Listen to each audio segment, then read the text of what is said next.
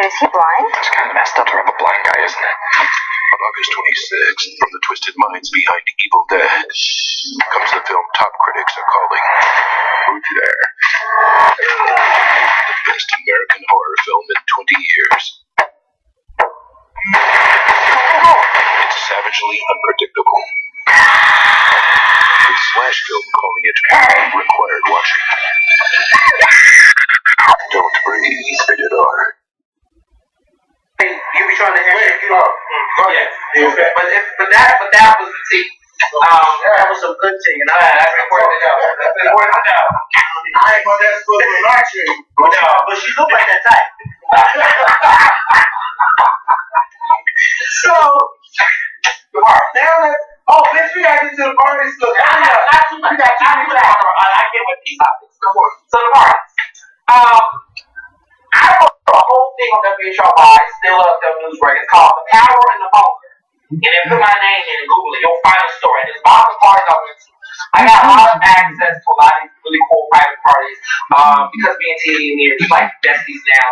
They had a party on Wednesday that was wonderful. They had a soul food buffet catering. This is in Philly? It was at Coda on Chestnut. 17th and Walnut. Area. It was on 17th and Walnut area. That area. Yeah, that club. It was hot as hell. It was very fun. There was a couple of celebrities there. They have a loud perform. Okay, he's from there. And Raheem Sadiq. Raphael Sadiq. You tried it. It's the one dude that's been a long time. I had to not count it. I'm just saying it's been a long time. I had to get it together. Definitely was there. She spoke. What she said? It's awesome. It's drunk. But it was good stuff. Free later. Top shelf, open bar, shade. So I was having a high phone in my hand. And then I said I need to start calling these networks. Yeah, to the liquor. Listen, he put the sponsor. He put the network and for the. Listen, the food was really good. It was by Brown's Kitchen. Shout out to Miss Pat. Wonderful soul food in Philadelphia. Where is this at? Because I ain't never heard. No, they're not in this. I think everybody's looking. Let me stop. They have relish. Not relish. I like relish. If they actually this is a relish. It's always a relish for me. And warm daddies is good too. You like warm daddies? I like their brunch. Because if I don't like it, I like the brunch. I'm supposed to like your macaroni and cheese. And I'm not a macaroni and cheese. Alright, I got a place for you. 48th Street Grill. This is New Soul. That's what you're like. Yeah. Y'all know what's wrong. We right. No, you didn't know that. I love that. I live in West Philly. I love it. That's like my new favorite place. Yeah. Because the place is real. And the grill is real nice, and they got a little outfit. The chef come out and ask you, "Did you like the food?" Let me tell you something. They're about to get a new best. They let us sample their food like that shit was good. Yeah. I think you took some food. The jerk chicken. I met somebody on Ryder. You be on Ryder? That's why you have a problem. I want to see this. I want to see this. That's why you be having these problems. Because anybody's gonna rock you. I haven't seen my face on the head. Well, you ain't never seen me on that. Okay. So are you joking? Yeah. Okay, good. You thought you was for real. I was hoping you was bad. I was like, listen. I heard too many tragic stories from Brian. I have friends who've been, the ones that don't know. Like Catfish, Rob. See, I don't blame you. Listen, I had a friend once I had somebody come to their house. Nobody did they have to go for, I guess, a booty call. Well, they deserve to be called. They made that person make them drink. They went inside to get a drink. To make the person drink, try to make a cocktail. Why they come back in and the person took their laptop and they cell phone. Left right behind. How they bad? Because that person can Robert made it a drink. I told them, Robert comes to your house. They looking at where your stuff and they looking around. That's like when that guy got that guy downtown. And he took him to all those fucking ATMs. I don't have that much money in my account to go to 10 different ATMs. By the time we left that first one, that next one was $100. I feel like these banks should have like a little button if somebody's about to rob you. You had your push let them know so you can see things. He took me 10 different things. We are called a robbery code, bitch. Yes, it's not a robbery code. You know what? I don't know why I'm without this meeting, because that's a warrant though. When that guy used to have warrant, Mr. Nixon, and the guy beat him up. Oh yeah, outside the bank of and he went to the vet day and found Dragonfly joke, bitch. Dragonfly. So the party, the only party that really got something. BT was hot mess. Fun, but this hot. So many people there. Trevor Noah from the Daily News was in there. Who? Trevor Noah. Noah. The little South African. Yes. Was what's his name? My friend from CNN, the network to BT, the lights went out, the pretty house. What is his? I can't think of his name. Oh, I yeah. thought he worked at ABC now. He doesn't have the BT no more. Oh, man. I was mad when he went to BT. I haven't seen. Well, he's upgraded, I guess. He's with ABC. I feel like I'm sorry, no shade to BT, No shade to me. but I feel like when he left CNN and went to BET, he down. Well, I think the money was higher. You know, let me tell you something. Let me put this right. From my experience, BT does fine. It's been wonderful. They pay me what I want, and they allow me to write about things I want to write about. And I feel like it's all about who's there, not so much about what you do. There's some people that come to these different major networks, and they sell themselves cheap. They go in there, they don't have a plan, they don't have an idea, they don't have a pitch, and so then they go there and they hope that these companies will give them something. And a lot of times, no shade to some people who've had TV shows there and it's flop, is that they expect those producers to know what's a good fit for them rather than make a fit for themselves. So I will say this, no company necessarily can ruin you unless you have some participation in it. So I think with TJ Holmes, I think he just thought, oh, I'm going to BT, they give me good money, they're going to make me a star. No, you got to know that no matter what company you go into, you should in the back of your mind know what you're bringing to the table. Ooh. And so that's what that's kind of how my mentality is. Okay. Well, BET has had a good news show since then. I agree, but there was some new stuff. They got Melissa Harris Perry now doing some stuff with them. Really? She needs to be on there every day. I was on it at 5 o'clock. I met her at BET. I met her during the DNC. She was doing a special correspondent for them. I knew that Marco Hill was there, but I didn't see him. He was there. There was some other people that were there, but those were the two standouts that were really pushing the. So how do you like Joanne Reed on MSNBC? If you watch MSNBC, I do. I love her. I like her. She's phenomenal. She's very I think she's much more tough than what's her name, Melissa Harris Perry. It's game time. Y'all ready?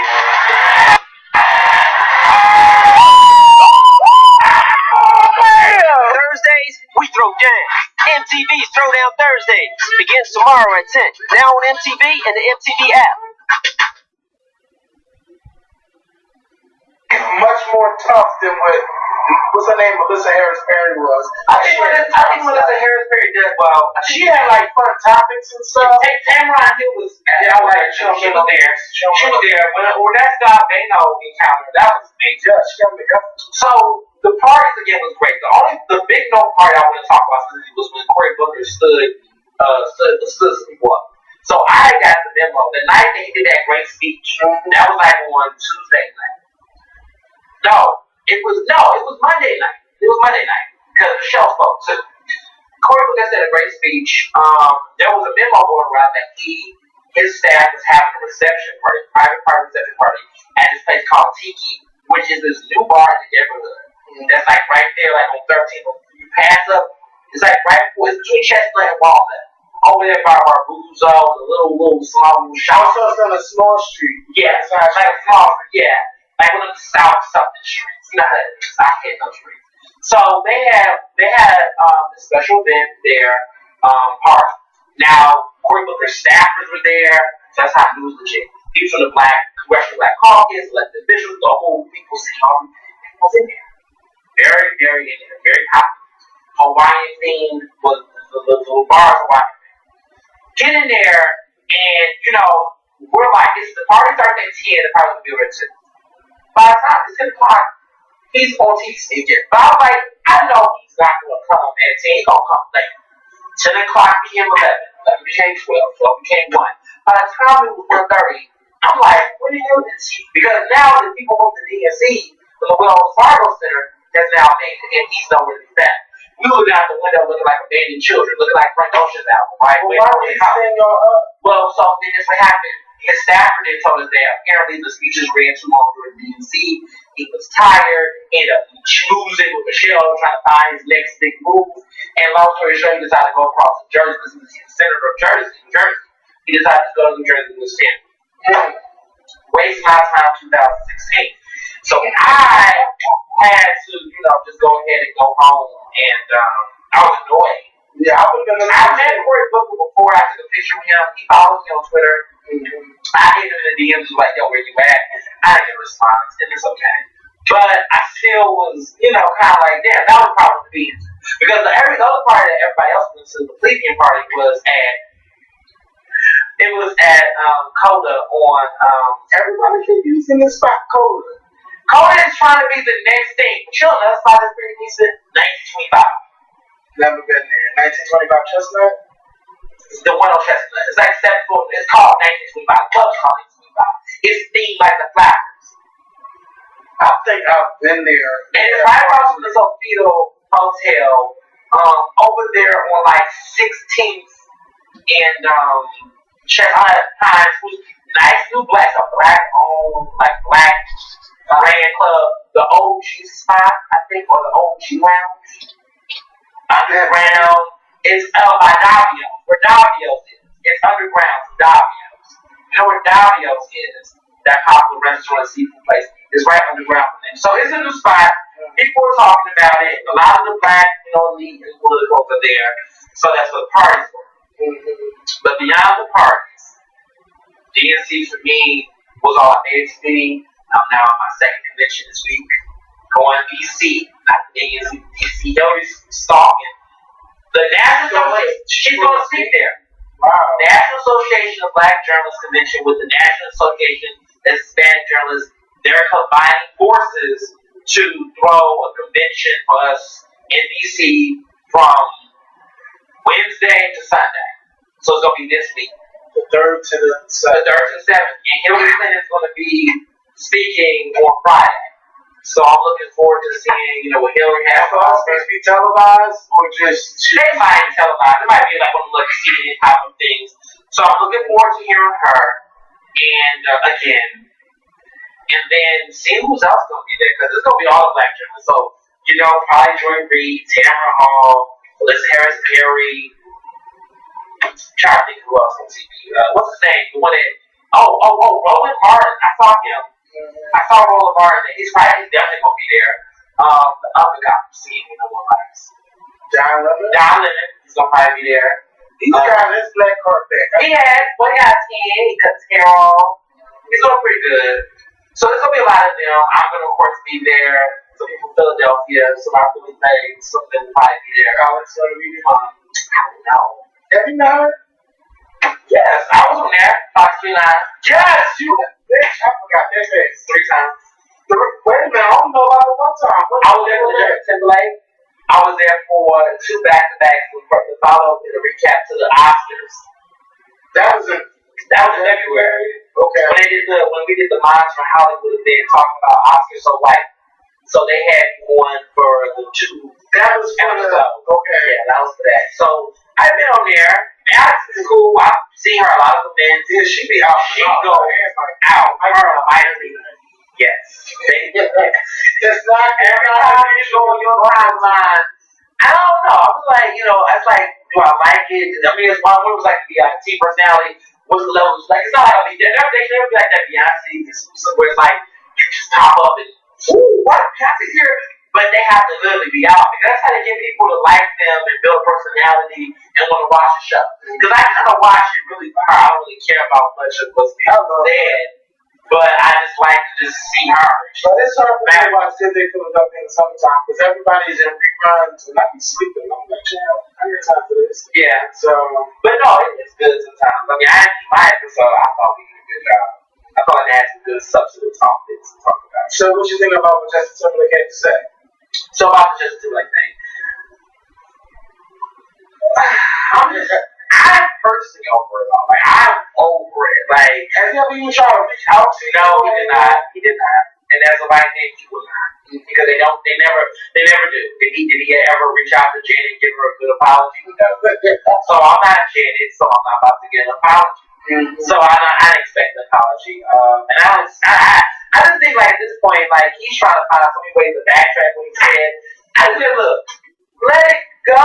Like just eventually you'll have that big interview and you'll just have to say you messed up. But instead of you trying to reshift the way you said it and all that crap, who cares? I guess I can say I'm flattered that it's still in his mind and he still have it on his conscience, and it made him possibly a better person. I want to say something real well. Hopefully, it does. They just be saying something to get checks nowadays, whatever. I want to make a clarification. Cal is in there waiting. Maybe it's good that I just say it for the audience out here. The thing though, man, was that last episode, people saying that, I was really hard on Beyonce this and third. He at that time, this is before a lot of stuff has happened. That's the last time we talked. It's like in a month since I've been on the show. I was arguing that I feel like an artist like Beyonce can do way more. And people kept saying, oh, she can't do more than what she's already doing. She's done enough. And she has proven this past month that she can do way more. And she's done way more. Right. When she shut her website down and they called the families and Congress people, she gave information about all the officials you called, about. And then when it happened, a lot of people were telling me, some of the fans was like, see, Beyonce does like, well, she's doing more. I wasn't saying she can't do more. I'm just saying that she wasn't doing it. She could do more with it. So she did that. Now there's rumors that she's in the process of making an educational network that's about education network. Clearly, Beyonce is realizing I may not know much about algebra, but I know someone who does.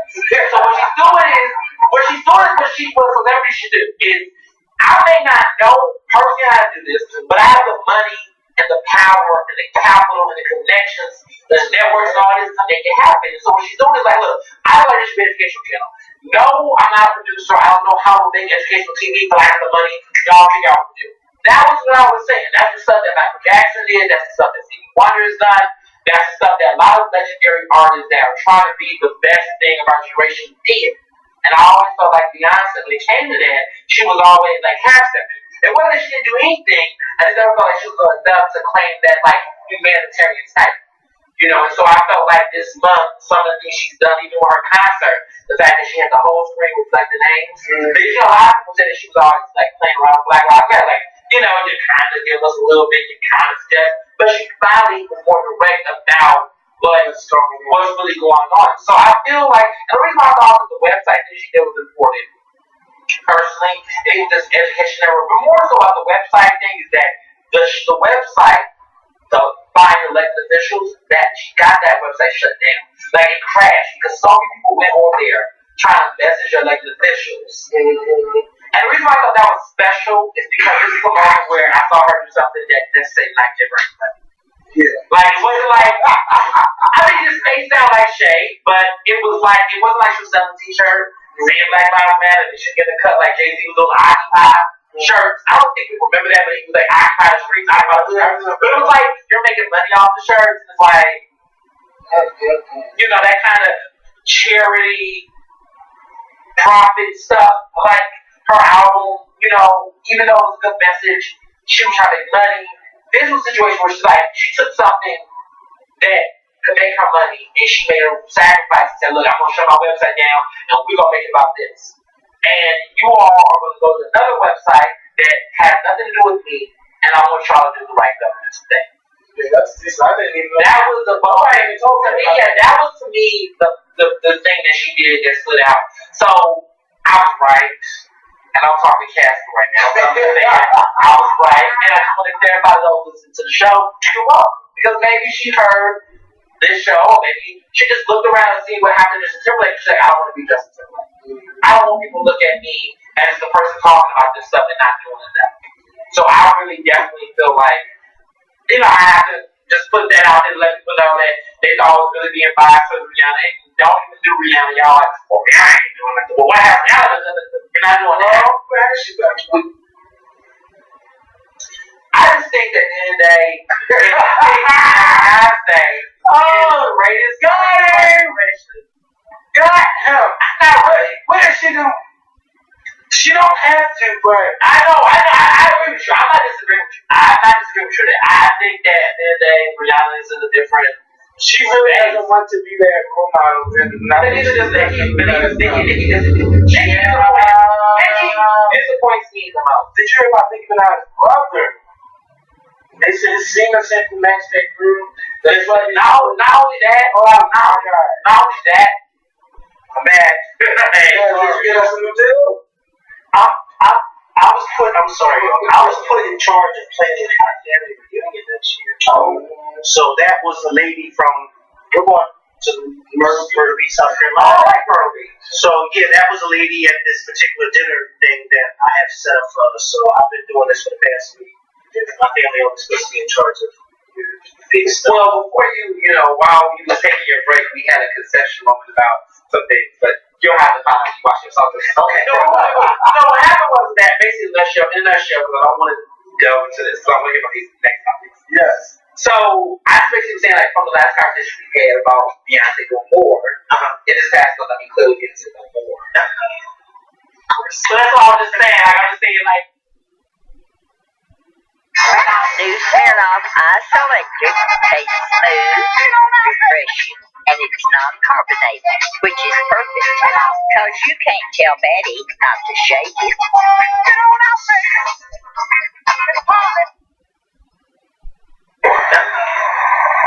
So that's all I'm just saying. Like, I'm just saying, like, she's done more that, has gotten kind of been a little bit, or just a lot more than what she did before. Than what she was doing before, what I was trying to say. And I was talking about the website, when she changed her website to get people to vote. And he didn't know about that. So I was talking about like how I thought that was like cool because it was the one time she did something when she didn't make no money. Right. And she, most of the time she does. So I mean, all these celebrities use their voice to get Kim Kardashian did. But see, that's just like what she did the same thing out of Beyonce. She's always right out with that. Okay. That's just like what that's just like what I said with in our last video when we were talking about it. I said, you got a lot of these celebrities who use their voices in different ways. Yeah. And some people don't usually use their voices vocally, they use it in ways like you said, websites and things like that. So, because I kind of learned, not just with Beyonce, but I kind of learned, like I always say to Kevin, like I hate when people look for celebrities to actually say something, because sometimes it's not what they're saying, sometimes it's what they're doing. You know what I mean? Like, if you can tell me to buy your latest album, I just feel like you can tell me Black Lives Matter. But nowadays, nobody's not telling you to buy their latest album. No. They're just releasing it. But they can put tweets. But they're still putting the tweets out, and they still put the Facebook statuses. So yeah, but listen, I don't know as the public, we're never going to be fully set. I would put it. I wouldn't say nobody's nothing. I believe that she did. I believe that what she had done. Yeah, but she probably do a lot more stuff. Yeah, but we gonna see. But I just was happy that we seeing that. Because I feel like some of these artists sell themselves cheap. So if you're doing all this philanthropic work, while you're out here talking about shooting up and twerking and everything else you're doing, why won't you match that with the good things you're doing? You know what I'm saying? Like, I don't know why people like to sell stupidity. Because then people think you're so ignorant and dumb, and then you got to deal with a stack full of receipts over the years to counter that. When you can be counting that simultaneously. I don't want people to ever think 5 seconds, I don't give a damn about politics, social issues, or anything like that. You gonna look on my Twitter and see that I'm funny, I throw shade, but I talk about the important issues. And that's how and you know what's so funny? It's so funny that you said that, because that's how I feel about my social media. Yeah. We gonna have fun out there for whole person. And I feel like on my Instagram, because that's what I'm mostly on. Right. Like, you will come to my Instagram page with anybody follow me, and you will see me posting memes and things like that, or then you'll see me posting something religious or something. Yeah, like you gotta see them fall back. You know what I feel like that's the issue. I feel like these celebrities aren't as well-rounded and humane or human. Like, I think that's the issue. I'm looking at myself like, how much of this commercial shit you gonna keep talking? Some of them don't even want to be black. Exactly. A lot of them saying that they're mixed. But it's in a world where there's anti-blackness happening in the mainstream hip-hop culture, in our world, in our culture, we as black people who are proud to be black need to step up and pronounce it even louder. Yeah, but you still, I don't even want to waste time on Bow Wow, because No, Bow Wow's not like every time I get, but my people are mixed, and I got people as white as such. But you don't want to hit the park and get a BET Awards for most of your career. Those are the only awards you got next to the Soul Train Awards. They all black. Go to them. those things, man. I don't see them. I don't know them. And I've never heard you speak about this ancestry sex thing. So go sit down. Oh, you on NCIS in this 13th season, this 100 is gonna be over. You have to get exactly. So I can care less. You were just hosting the NC Awards last year. Not the host like co-host. Was it the red carpet? The red carpet. No, brother. In the same tuxedo what a year before. Ooh, you tried it. Very good. Yeah, they got lines in the room. Don't have no respect for people like that. And Malia Obama, y'all let that girl Leave her alone. No, let me break it down. People in Ivy. I was a kid, and Harvard's an Ivy, and I used to always make a joke that Harvard girls can't dance and Penn girls can get it in. Because, we in Philly too. Now, I wasn't mad about having fun. Girl, she's been in my house for 8 years. She about to go to Harvard in the next year. Get your life. But I was just disappointed with the dance. I'm like, you can't dance. Look, we had to hear that. It's not random. It's not that she don't have to dance. Sasha is my favorite one of this. It's not that she doesn't have my favorite one that says Sasha. Mariah's awesome. It's not that she don't have no rhythm. We don't know where she was. You don't even know where she was. But check out where she was dancing. Right. And had a good time. She was dancing to Bryson Tiller. Oh, okay. My connects told me she was dancing to Bryson Tiller. But wait, he just let's dance. But why are you mad? I want to know why you mad. That girl is out of school. She's 18 now. She was Mariah. I heard you was trying to cry or something. What do you have as a dancer? I do. You should see me. I just did. See me. That was not me. Don't try it. Don't try it. Sit down. There you go. Look at that. What? Doing this. She ain't got no butt. That's so bad. But she was having a good time. Yeah. Look at her. She was having a good time. As long as she ain't got no red cup in her hand, I'm happy. I was just trying to figure out where the Secret Service is at. That was it. We know it was there. Because let me tell you something. Is it me or did anybody else notice that these people that she was around were just like, they were used to her? Like, they were her friends. Oh, yeah, they were her head. And they didn't give a fuck that Malia Obama said, because you can tell that they were used to her. There wasn't nobody trying to sneak and take no pictures. They were all. I feel like one of my friends going to be like that. They're just going to be like, hey. That's what I'm talking about. When you can be a celebrity like this and people around you and your friends, they don't give a fuck. No, because they love you. They don't care. Yeah. I think she was having a great time. Service is incognito in this movie. Yeah, they was. They fight dance was one of the most. I think it was right. You already know. Okay. One of them other boys. Oh, anyway, all I'm saying is, I only my only critique, I just stop. Yeah, but let's all I'm saying is that she needs to have a state of all those people when I stand right there, she'd have really left. She needs to have a state of emergency. But she's not at. She needs to have a state of emergency. Well, she is at home. She needs to have a state of emergency. So we're flying around. State of emergency, bring Leanne with Gibson, Jones, what's her name? Leanne, the dancer coach. Get her. Dorian Gibson. Somebody call that girl is about to go to school. She ain't worried about no. Everybody calling on Dorian Gibson. Who's still checking for them? Don't. She has to have a full cat. We was full cat. Something. How she needs to know the basic for them. When I say she got a whole cat, she can teach y'all a boom cat. Like that was something, Dorian is a real boom cat. Just saying. Bitch, I was a boom cat. Okay, you could tell me. So I don't know if y'all watch the show The Preachers or if it comes on in your city, but it's a show that comes on in Philadelphia. They got some good, interesting people that come on, a bunch of foreign preachers and stuff. So that's about me, right? Yeah, that's something. Okay, good. But see, Tweet told us. Well, actually, before she even told us, I told her she was there. And she said, "Well, how the fuck you know?" And I said, "Well, I look at your tweets, and I look at what you post on Facebook. That's how I knew." So she was like, but I was like, he's kind of, what you call it? Get around.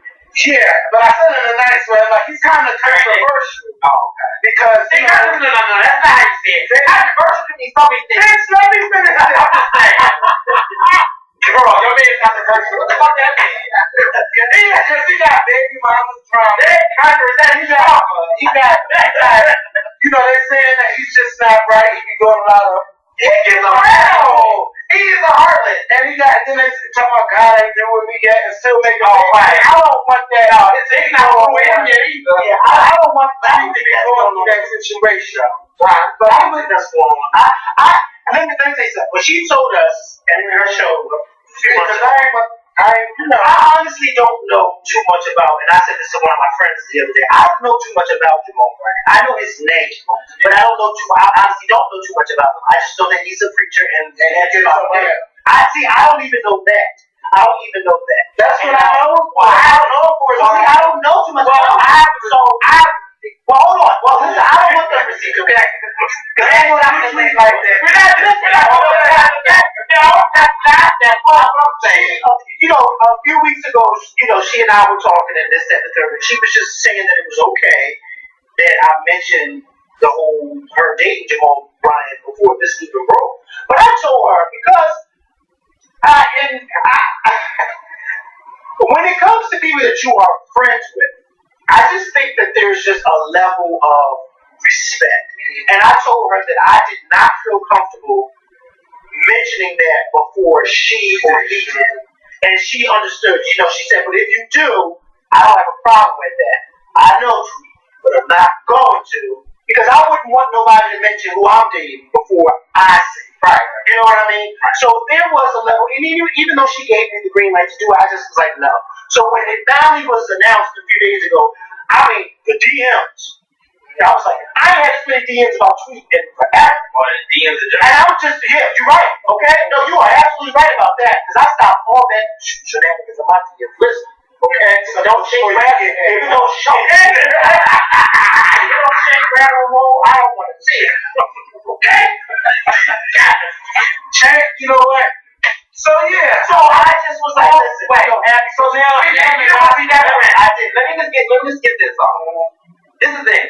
I met her at the Ty Trippy concert in person. Okay. I was there through a good friend of mine who was his publicist.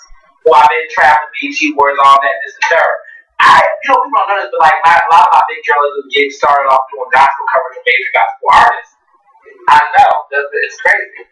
So how I heard about him was, I went on the Bobby Jones gospel show. I helped with production stuff with Dallas in the audience. I interviewed Bobby Jones, who's like my biggest mentor, Dr. Bobby Jones. Oh, you're And don't do that. Don't do that. Because actually, as somebody who has Emmy nominations, awards, and years in the business, you can earn that title. How many people are my kids? Some of them got mentors that have no furnish their career. You tried it, you failed.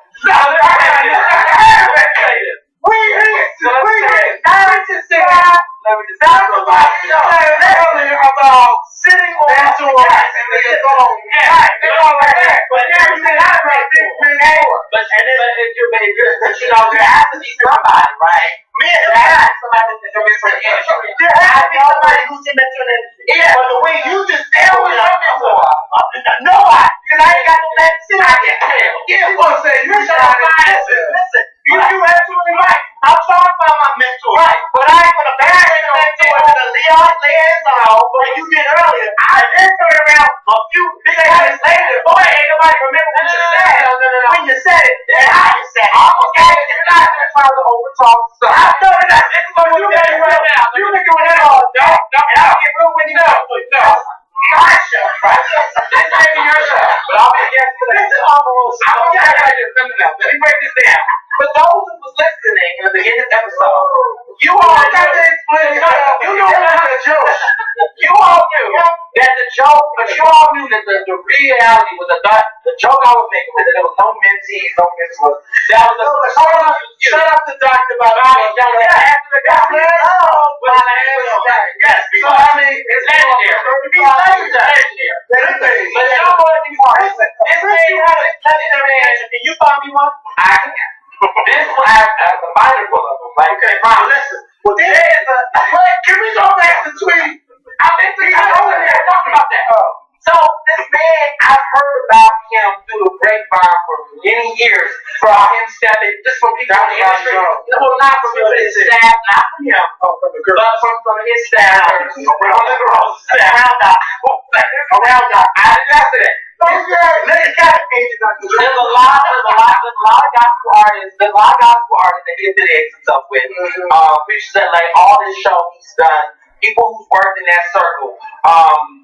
Bloggers. I won't say. But we're not gonna spill tea for Tweet. I'm not feeling. Listen, everything I'm saying is information. Okay, but he gets around.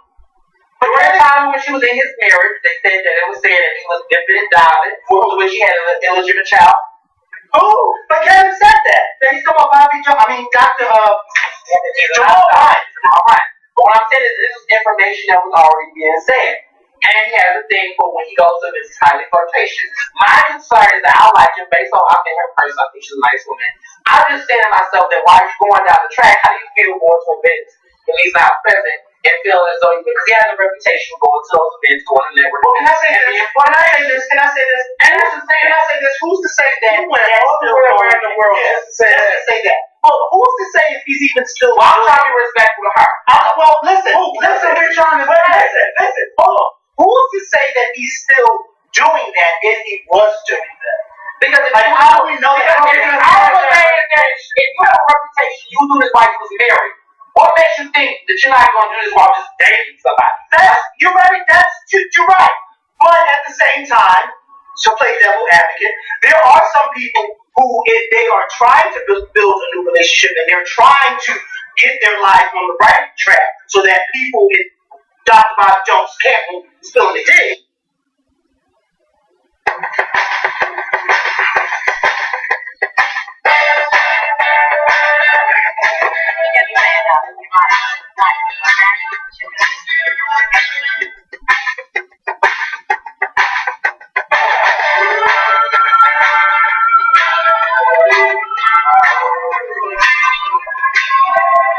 Whatever the reason, regular treatments of Massage Envy help you take care of you, so you're always ready for more of this wonderful thing we call living.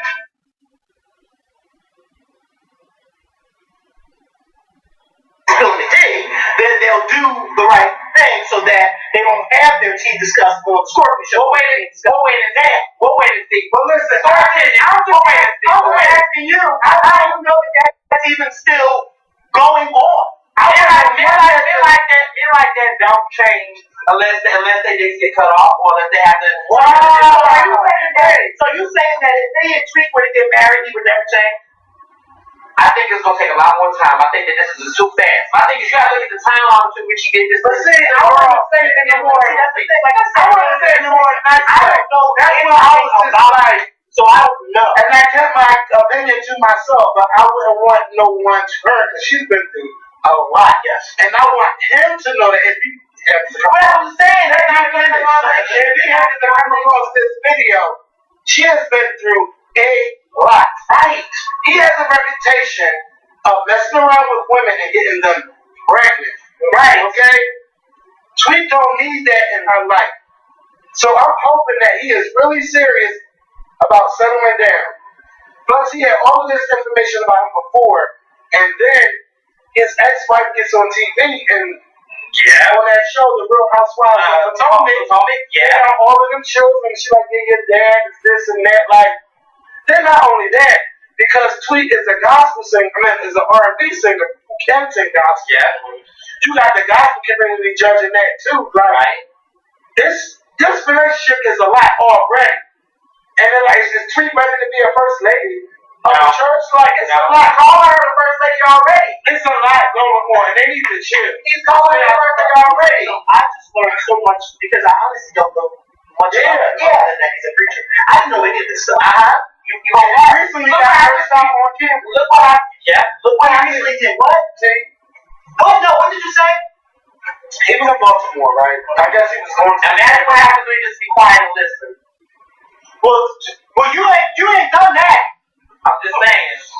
This is some important tea to be served. This is serious. So then you call me. They was calling me. I was like, I don't want you to make no more use of form. You do this and that. And it's saying like he is just not. Who was saying that about Some guy in the neighborhood. You know how you got the local. They come out on cameras and they go off. They said I sent him in person. Yeah, on camera. I remember that. This and that, but I heard they squashed the beef or whatever. But this does not help his reputation. And I think that, If he gonna be with Tweet and then Tweet gonna be with him, they got a lot of shit to work out. Well, can I just say That's a this? lot. Go ahead. From what I think, what I remember is they've been dating for what, a year now? Yeah, probably. So this is new to. But it was new recently that he had a baby, and he's saying that God wasn't true for him yet. Well, See, like I said before, he could be a man that is flawed, but he is a flawed man. We all are flawed. Well, I don't know. See, you got not a reputation, but you have this perception of him from what somebody got. Jones. Well, I just but the receipts are just never ending. Yeah, I feel that's sad since last year they started taping the 5 episodes. This is a year ago. And since a year ago, that they've been dead for a year, this new information they've been a year ago at when the show. Maybe he got the female pregnant before he met you. Look, all I gotta say is that you gotta say when you're doing so much and you saying God is working on me, if that's what he wants to use his apparatus to justify his behavior in any kind of way, then you actually have to give time for you to be worked on. Well, I think that when you're getting worked on, you're growing and you're healing and developing and all these different things, you have to take some time for yourself. So you should not, in your process, you should not allow new people and new things to enter it that you can possibly hurt. But everybody knows overnight you're not going to change. So a woman like me that's in a vulnerable position that's trying to heal and grow, why are you going to take her and get her caught up in your mess? Everybody knows. Maybe not the drama. I'm sorry. Everybody knows that when God is working on you, that does not mean that you just automatically stop doing what you're doing or what you've been doing. We all have fallen short, okay? Even when God is working on us. I am a witness to that, okay? Because I fall short every damn day, okay? But that does not mean that God isn't still working on me. Now, your argument is, because he's going around saying that he's a what man? He's a what man? A fraud. Oh, no, he's a God is still using me that then somehow he's using that as an excuse. I don't think he's using that as an excuse because I say the same thing. God is still working on me and he is still using me for the greater of his will. But that does not mean that there are days and there are times when I fall short and I say, oh my God, I do things and I just totally forget about God. I just totally forget about him and I just do and get wrapped up in sin. But does that mean that, because I'm failing short or falling short every day that somehow God isn't working on me? Okay, so then what's this scenario? What if he gets between he's in her now? I'm sorry, no, because you brought up tweet. I asked about me. Does that mean? I don't know. No, because you are making the assumption that because he's saying that God is still working on him, that somehow he's using that as an excuse. Well, I'm saying, isn't it true that we all fall short every day? That's not the argument. Everybody does. The point is the difference between making a choice to do something versus making an effort to help. You can't keep letting listen. Let me just say this. Sin, S-I-N, sin is good. So people keep getting sin. Hold on, I'm not finished. Sin is good. Sin is actually great because if it wasn't good, we all wouldn't be doing it. So when people try to make it seem like, this, that, now I'm not saying that sin is okay to do. I just want you to be serious. What I'm saying. If sin didn't make us feel good, and if sin didn't make us feel a certain type of way when we did it, we wouldn't do it. And then we all would be walking around in a perfect world. Jamal Bryant is a man.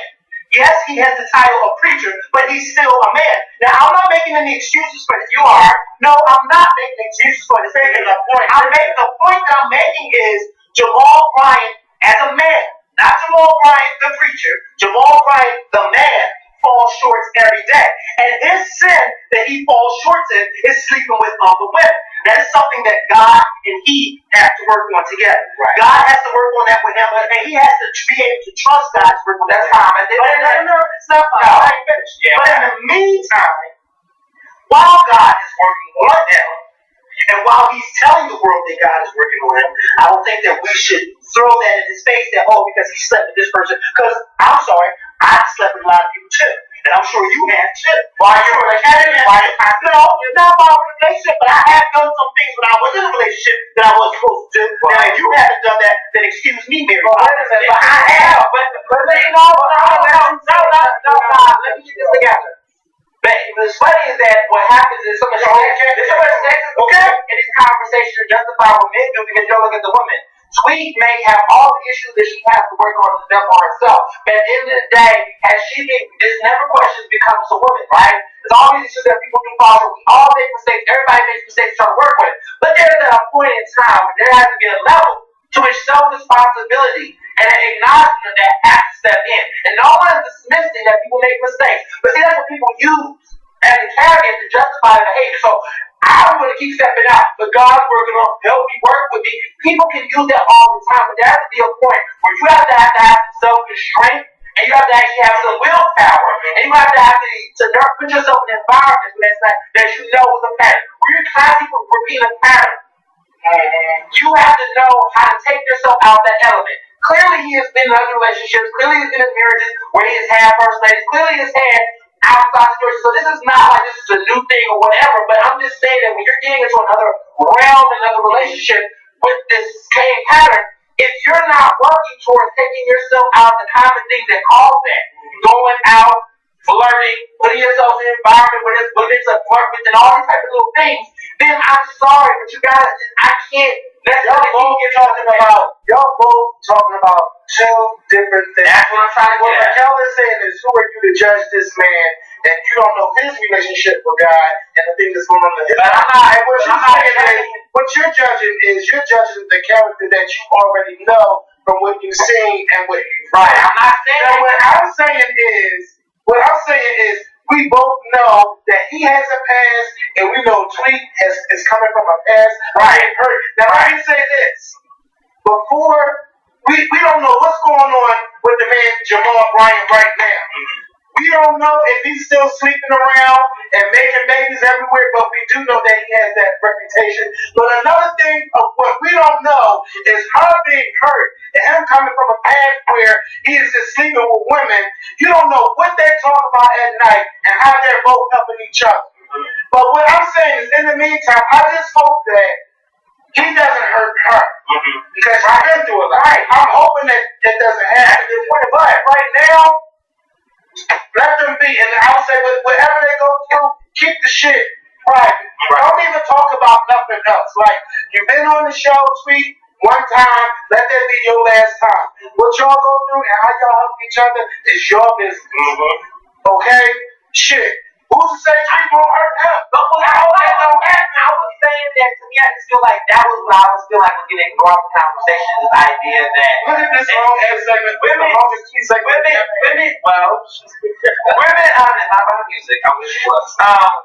Too much of the focus I feel like is on what men do and how men fall short, men make mistakes, as if women don't have the ability to also go through their own trials, tribulations, and how they can survive. And I feel like despite how much hurt women do, for some reason, a lot of women strive to not hurt other people while they're in their hurt process.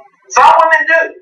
But too often the benefit of the doubt is given to men for some weird, and I think that's because of the patriarchy. I think that's the way sexism was shaped. I think that's just the way that we, in the faith, looks at this stratus of how we view men versus women in these situations. But that's how it's situated in the patriarchy. I don't see things exactly that way. But I know that people do based on faith or their religious beliefs. With that being said, in situations like this, too often men like him I've seen situations where men have yielded that power to justify the things they do based on things. And so coming from a Pentecostal background growing up, I'm not Pentecostal now, but deist. I just believe in faith. I don't really believe in organized religion.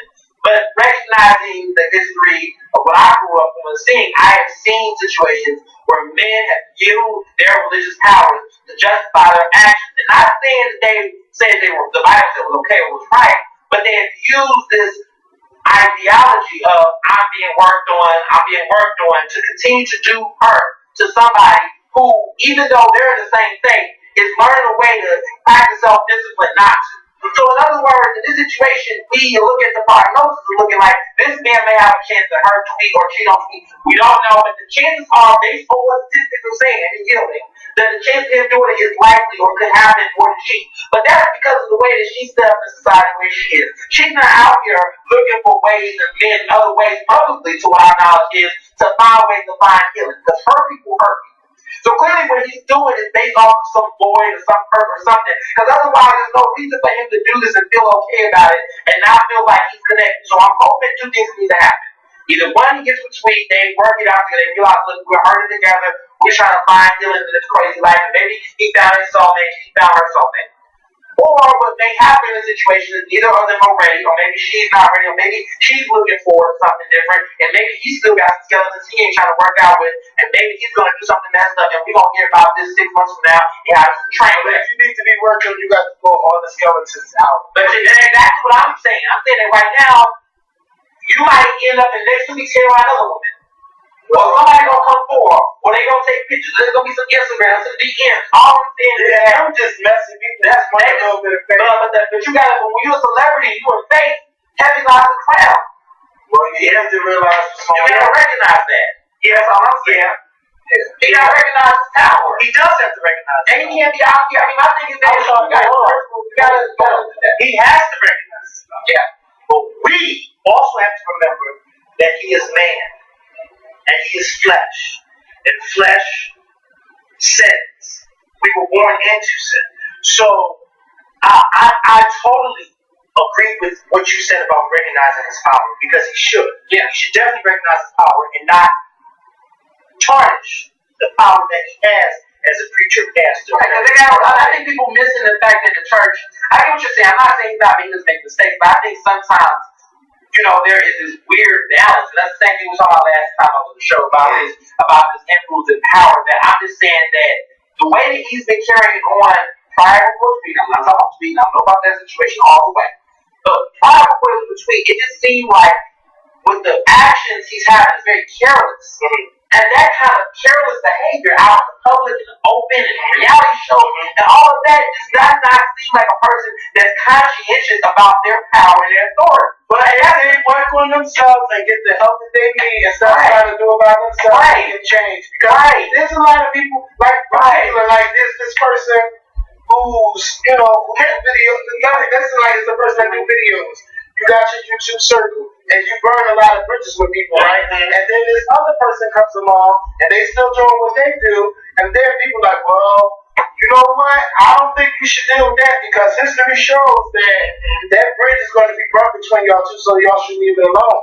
But, you know, I say give it a chance. Right? You just never know what they happen, but in the meantime, that person has to get help too. Right. They have to get help, and if you're going to be with that person, you must trust that they are getting that help.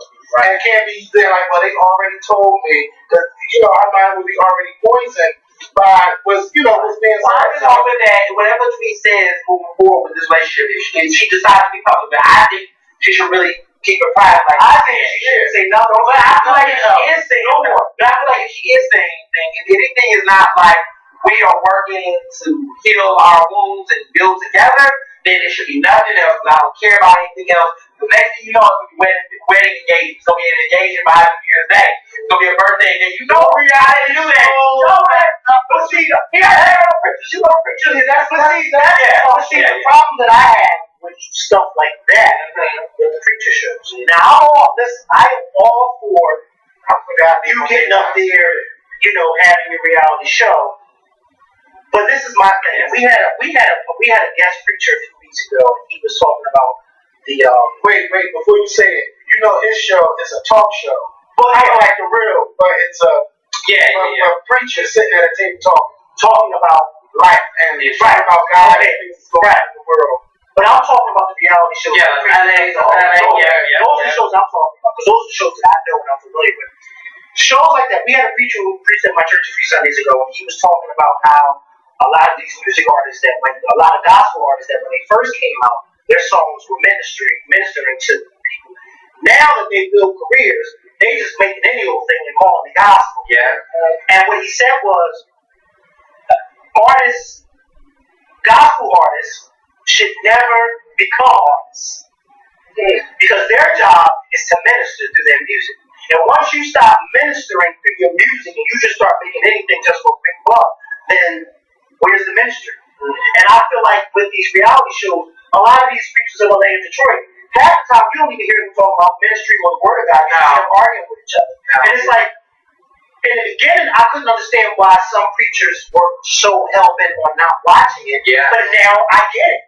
Because when you watch those shows, when I was watching those shows, I was all for the drama.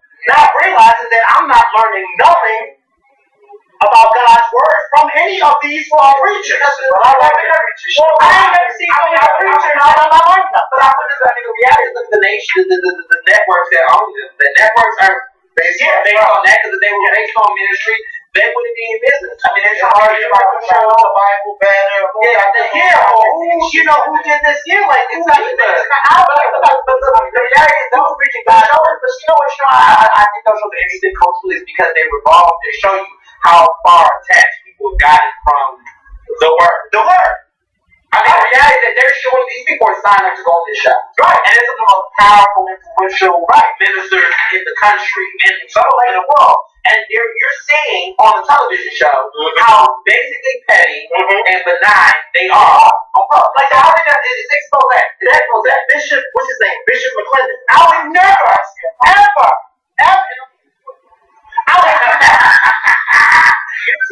I would never sit under somebody like that. I just would never. His whole attitude and demeanor on that show was just like, he is all about self. He is all about getting money. That's one episode that he said when he went to go visit the other church, and he said he has to get paid, and his staff has to get paid. I said, what? I ain't never heard of such a thing.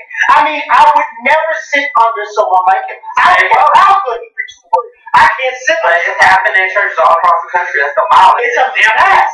They said it, so I got to tell people all the time to stay woke. Yeah, you do. And watch Greenleaf. You do have to stay woke. You do. I'll watch Greenleaf and I put up on Greenleaf. I'll watch Greenleaf and I sit there and I say, but you know what? A lot of this stuff is really going on. And you know what I told one of my coworkers, I said, listen, because I was talking one day to another lady who goes to Greater Exodus down on Morgan Family, and we were talking about, church stuff and whatever kids did. And one of our coworkers who doesn't go to church, she's not into church, whatever kids did, she was listening to us and she was like, oh wow, that really happens. And I said, well listen, you gotta remember, church, the organization church is ran by man. It's ran by people. Okay? People get together and they bring their attitudes and their dispositions into God's house. And so that's why a lot of times you have a lot of dysfunctional things going on in church. Why? Because once a lot of people get to church, they want to play Canis Mas Machos or who has the higher title, and I'm this and I'm that, so therefore, I don't have, you know what I mean? And so, like I was explaining to her, a lot of that stuff, you gotta be strong in your faith, because if not, when you see stuff like that, it'll scare you off. And then you'll be constantly running from church to church to church to church to church because you keep seeing stuff like that. Now, yes, it should never happen. But when you got man and flesh that is in charge of what's going on, it is going to happen. And it's unfortunate that stuff like that happens.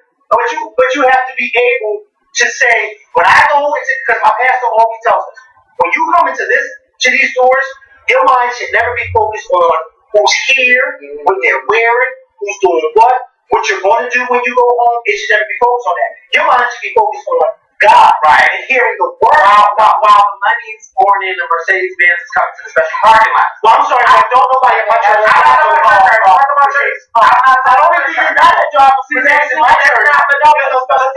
The issue was the issue. And the money, can I say this before you keep talking?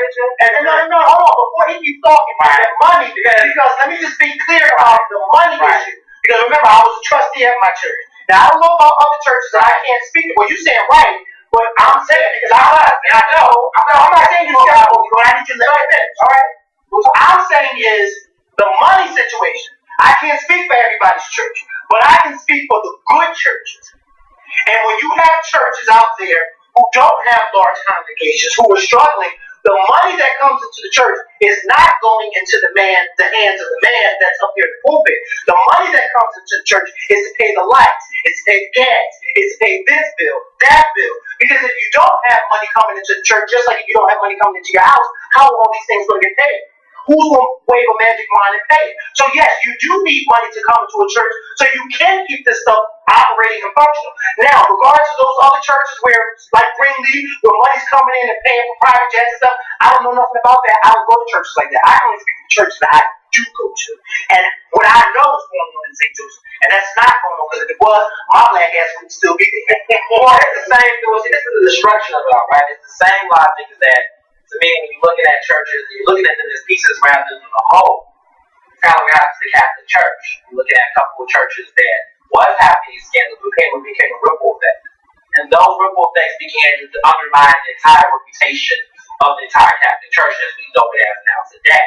So when you're looking at churches, and I feel like any church that claims itself to be a Christian church or a church of a certain denomination, any church that's struggling is a reflection of, not only the only reflection, but it's also one step of an opportunity, because if it's about shepherding in people of faith and Christians and getting people to rally, then these individual churches never look at themselves individually but as a family. And so when you see in these churches do this, I have to be in a conversation about acceptability and accountability. Same thing with police officers. Okay, one city police officer in the district maybe having it on point, doing the right thing. But when you have a string of other ones that's messing up the overall representation, there has to be a conversation about accountability within these churches, and there needs to be space for people to be able to feel comfortable to speak about those injustices and those that disenfranchisement. Because it does exist. Too often now people just say, I'm just going to get away from the bad guy. But what's going to happen when the bad guy comes to your church? Or goes to another church? And I think that becomes a pattern. Is that I've seen, and I grew up down south, I was born in Chicago, but I grew up in Texas, and also had family in Arkansas. So I've seen churches roll in, small churches that will be basically swallowed by another big church, and then they congregate become their congregation. You will see good wholesome people then go into a bigger, huge, like manufacturing block of a church, and you will see money and how people, get caught up in that. Where they say, when you said, when you go in, your pastor tells you don't worry about God. The same logic is that they'll say focus on God, focus on ministry, but you're seeing communities be literally political power has come out of the church. Political power. This looks familiar. You got political power. You have big non-profit corporations, big business people. All of them sit and stack in front of the church, have all the wealth and capital. And yet the community they live in, the only thing that's nice on the block in the area is the church. And everything else is nice, things in the poverty, crackheads in the corner. And everybody knows the reason why the church is looking nice, because that's the only institution where people actually give a damn about putting money and investing money in. They're not investing money in schools anywhere else, because they believe the church is supposed to be the vessel to help steer everybody else, because they bring elected officials and everything else. But those elected officials, they use that money, they use that power to help fund their fundraisers, help fund their own political power and support for their to do well. And I just feel like in certain situations and districts and systems, you've seen churches be literally the city halls and the capitals of those areas where everything else begins to collect dust. And I just don't think, in my mindset, that the way that type of operation is happening, that even though you can still find a few good men, like a few good churches, that should set the model and the standard for how rich faith should operate in this country. And that has happened. Well, and I think that it's not to dismiss faith or religion in any way, but the way in which the mechanism to which it's being carried out, that is what my criticism is. My critique is that since when did, I'm not talking about your church. Like I tell Cox, I'm not talking about you as ours. I'm talking about the institution to which we're under right now. And just simply saying that, when I look at these places, I say to them, since when did we need all of this stuff? These reality shows, these crazy New York Times bestseller books, these jets, these television shows, these festivals, these carnivals, since when did we need all of this stuff? And so for me, I personally just believe that the way the current institution of church is, I don't partake in it. Because I don't believe that my faith and my understanding of what God is and what faith is has to necessarily be put in an institution that does not necessarily execute or reflect the things and values that I want society to look like. Well, let me just say that's just my business. I understand the purpose. I think the people that put the money in the church are well people. But not all of them, but I'm just saying the people that are they. You know, they do pay off for the time. I think that they really, in many ways, their heart is in the right place, and by all means, the money that they put in, the conscience that they put in their money, they're not wrong. Neither is the money, the choice to get right. But at the end of the day, it's the same way with the justice system. People follow the laws that are oppressive, and people are following and paying taxes to a system that is disenfranchising them. People are investing in programs that they think means the West business, but it's hurting them. You understand what I'm saying? And I think that's when we're putting money, we pay taxes every year, and that money goes to mass incarceration. We're putting money and paying tax dollars into a police system that is shooting and killing people that look like us every day. So it's not that we're not doing the right thing. We know in our mind we think taxes is help to keep the lights on. Because it probably is keeping the lights on, but it's also keeping a lot of things on that we may want to turn off. Well, this is what I'll say regarding going and whatever the case may be, because you said you don't go. No, whatever the case may be. I go. Kel Q McKinney Martin goes. Not because I have any thought or recollect or whatever in my mind that somehow me going to church every Sunday is going to get me into heaven any quicker than you or Kevin or anybody else. That's not why I go. I go. One of the reasons why I go is to fellowship with other believers in the same Christ that I believe in. That's one. The second is, when I am in the same place with people who believe in the same Christ that I believe in, that right there is power. That is power. That is power not, and I'm not talking about money power, I'm talking about power to defeat any enemy that we may come across. Because we are living in a time where there are enemies that are rising left and right. Donald Trump is one of them. So when I go to church to be refueled so that I can go out into the world and I can minister do what some of these preachers of LA or whatever aren't doing. Right? I can minister to those who are looking for a Savior or looking for a religion or a faith, and I can minister to them and then bring them into the body of Christ. Because it ain't nothing like having the body of Christ being built up. It's not necessarily about the building or even the institution. It's about the power that we as Christians have to defeat the enemy. And I think that's one of the reasons why so many people today are turning, especially young people, are turning to Islam rather than Christianity. Because we got, hold on, I'm not finished because I let you talk for a long time. Because we got so many Christians slamming the religion and slamming the institution, and that right there is scaring those who are not all right in the head. And so they're looking, well, why would I want to join a religion where you a Christian, but yet you talking, or you believe in God, but yet you talking all this about the institution? Yeah, I'm going to go over to Islam where these people don't even think that way. If I wasn't a Christian, if I wasn't in my right mind, I'd probably go over to Islam too, because there's so many Christians who badmouth what's going on, but yet they rarely speak anything positive. And this is probably why nowadays in 2016, we got a lot of struggling churches like mine. Why? Because people are afraid to come into it because of the notion that they've heard about churches or heard from other Christians. And that's the problem that I have, because my whole thing is, instead of saying the negative about churches, because there is negative, speak positive about it. Speak positive about how you can see all of these people coming together and worshiping the same God at the same time together. What does he say? When there's one or two in my name, there I am. Or something of that effect, right? I guess, but I'm not disagreeing with anything you're saying on that front, but what I just said just totally went out that window. No.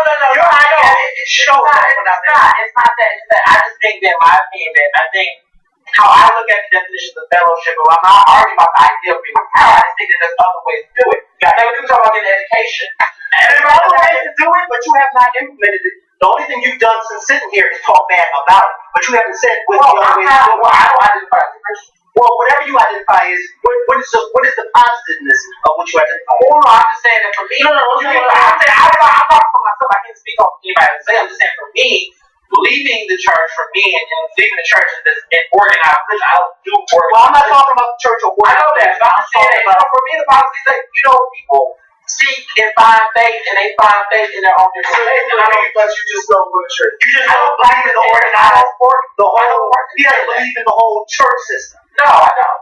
I think that this way. I think that if we believe in God's supernatural force and believe in His works and things, or his or her, because I don't necessarily doesn't make a gender, but I do believe that if you believe in God and that spiritual connection, that consciousness carries on with you in places where you're not. And I think that there's ways that you can have an interfaith connection, an interspiritual connection, without necessarily having it in the most, carried out way. I think there's something beautiful about that. As a person who's got a college education, formal education, from time I realized many things I learned about my life and the things I learned about being a professional did not come from the traditional college system. Even though I went to college, got a 4-year degree, my sense of professionalism is shaped by so many different other ways, rather than the typical go to college, get the degree. I think it's a wonderful experience. You can go to college, wonderful. If you don't, that doesn't mean the world should turn back on you.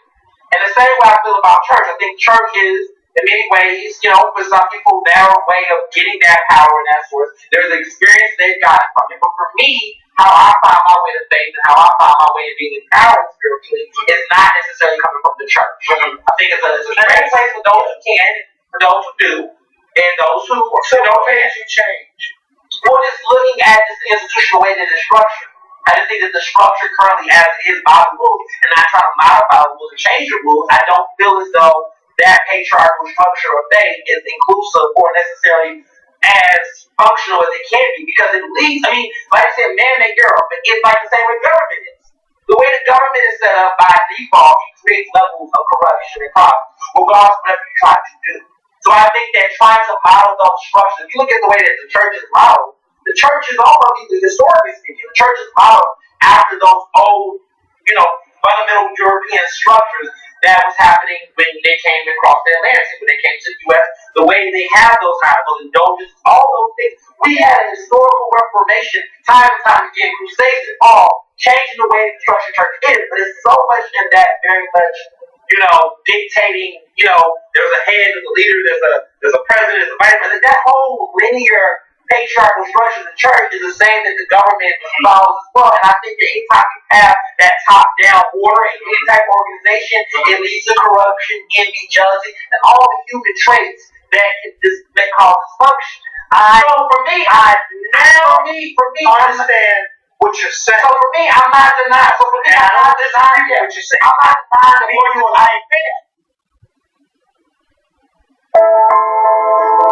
Can a car be crafted instead of produced, designed with attention and care to give a feeling that stays with you? At Mazda, every detail matters because driving matters. The all-new 3-row Mazda CX-9.